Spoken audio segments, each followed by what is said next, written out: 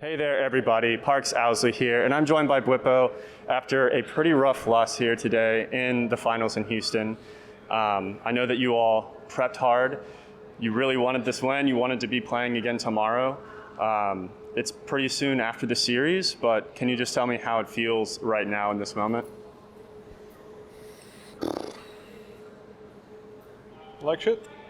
Yeah. It's the best way to describe it, I think. I want to talk a little bit about the series itself. I think the moment that a lot of people were talking about was the first Baron play. You all had really good control over that game in that specific moment. The Baron leveled up, and the smite was missed because of, a random 200 health heal, which allowed Danny to get the resets and do the pentakill. What was it like for the team right then and leaving stage, because the game ended very shortly after? And how do you feel like the team recovered after that? I think we recovered great. I don't think we lost mental in games 2 and 3 whatsoever. I don't think this was the issue. After my 5th death in the Orton game is when I personally, mentally was out of it. That's when I was like, I just didn't know what to do anymore. Everything I tried just kept failing, and I was just inting. I didn't know what I was doing. I tried, but it was just meaningless. And yeah, outside of that, I think mentally we were all in it and we were trying our hardest to win, so I don't think that was the issue. Mm-hmm. I mean, that's good to hear, obviously. I spoke with Core JJ last week, and he just said he believed that you all were the best team in the LCS, and he believed that with a lower bracket, the best team will always win. That with enough tries, you all would prevail. Unfortunately, that didn't happen today. I don't want to set you up to, be really humble or be like cocky or anything. But even after the series, how do you feel about your team and about Team Liquid and where you actually stand in the LCS compared to Evil Geniuses, 100 Thieves, everyone else?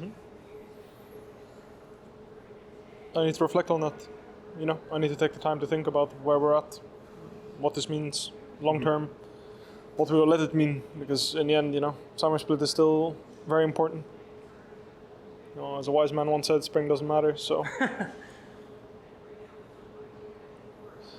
there's still something to look forward to. It's not like it's, we missed Worlds and our season is over and we're rebuilding. I mean, from all intents and purposes that I understand, at least, we're going to stay together as a team.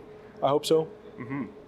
I don't see a reason to change the players. I think we're all very talented players, and I think the number one issue that we suffered from is trying to be different players than who we are. I'm not a range carry top player, but I tried really hard to make that work and give my team that option to play that. But that's something that should happen out of desperation, not in a position of power. And I think that was the biggest mistake I made the split. When when we were in a good spot, I thought I could pull it off, but I couldn't. Yeah. And in the moments where I realized, like, oh shit, I need to fall back to what I'm good at, it was too late. And it just sucks. I appreciate that reflection. Looking more at the split holistically, I want to look back with you on that. I think at the beginning of the LCS with lock-in and especially the earlier weeks, you were really kind of pushing and driving the meta in a lot of ways. You were playing in a lot more creative and a lot more entertaining kind of style than what the North American LCS usually has. How do you feel like you kind of impacted the scene?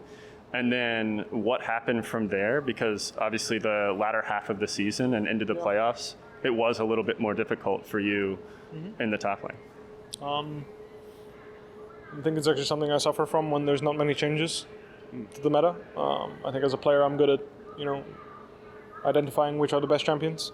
So, this split having been really stale, almost no changes whatsoever to the game, put it in a position where, even, like, for example, LPL still playing Gnar, even 12.6 Gnar didn't change. Like, I'm sure they would still play Gnar on 12.6. Fair enough, they played on 12.5, but still, there are very few changes, very few top laners going in and out, and it's just a damn shame, because I would say that I'm recognized for playing Ornn, Gangplank, and Sion. I think these are 3 of my most played champions. I reintroduced Aatrox, to an A, I think. When I played it last series, I think EG picked up on that because we scrimmed them a lot and it was very successful, and I wasn't able to, answer it appropriately and play better than Impact, and it's a shame because I think that week when I brought Aatrox to the last week, I think even though that guy didn't 1v9 the games or anything, I think he was a very powerful pick in those games, and I think he will continue to be important for tomorrow's match. And that's a glimpse of what I'm capable of as a player sometimes, but I think I struggle a lot when the meta is very stale and people figure out the matchups, and I'm still trying to figure out, I'm digging deeper and deeper and deeper into the meta, and at some point it's just there's nothing left in the tank. I need to accept that I can't find 12 counter picks to champions. I just need to be happy with what I found, and then I need to just stick to that. When I started playing Graves a lot, and people started fighting counters to Graves, it's like, I pulled out fucking Shyvana of all things. That's just proof of me digging way too deep in order to find a good answer when I could have just played a tank into Graves and any other tank. It didn't have to be Shyvana tank. And it's a difficult balance because sometimes I hit gold, and this counter pick is really good and powerful, and sometimes it flops. And yeah, I think that energy used on other picks could be used to improve my laning phase and general skill on champions that are straight up meta, and I don't want to remove my ability to find unique champions that are played in the meta. I don't want to get rid of it at all. Yeah. Completely. I mean, it's just for example, it's Ornn meta, and I didn't play a single Singed game, and it's one of my signature counter picks to Ornn, and that is what makes me sad, because instead of just playing that, something that I've done in the past, has worked in the past. Obviously, I've also failed, but it's it's just an example of something that, I should just pull myself down to earth a little bit more when it comes to what I'm good at, and stick to that.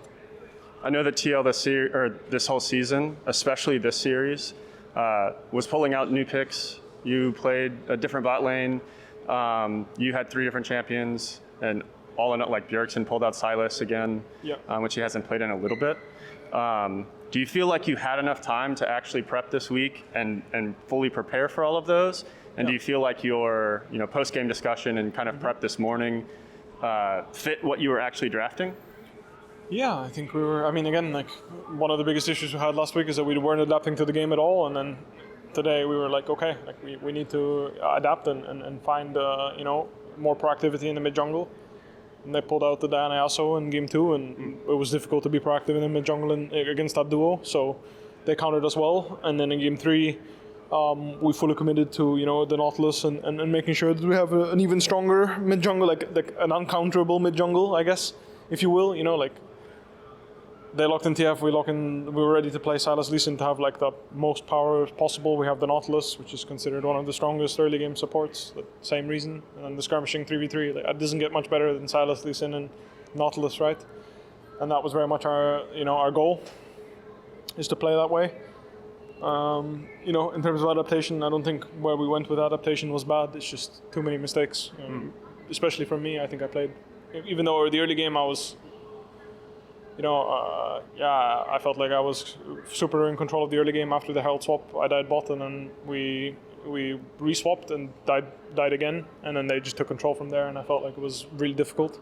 Even though we found some picks, it was always at the cost of a bigger objective, and it was never meaningful enough to win us the game, and I just kept dying because I just didn't know what to do. I just felt, a bit powerless, I guess. It was tough. Final question. Do you have a closing statement and kind of a forward thinking just for this summer? You still have Worlds on the line. You still have an incredible team.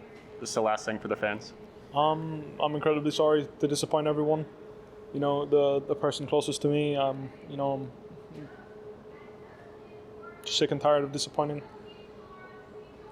her as well, and disappointing all the fans.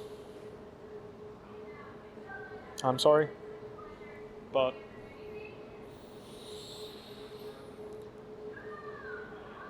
that doesn't mean I'm going to give up. Thank you so much, Bwipo. Thank you for the interview. Best of luck in the off season. Thank you all so much for watching. We'll catch you next time.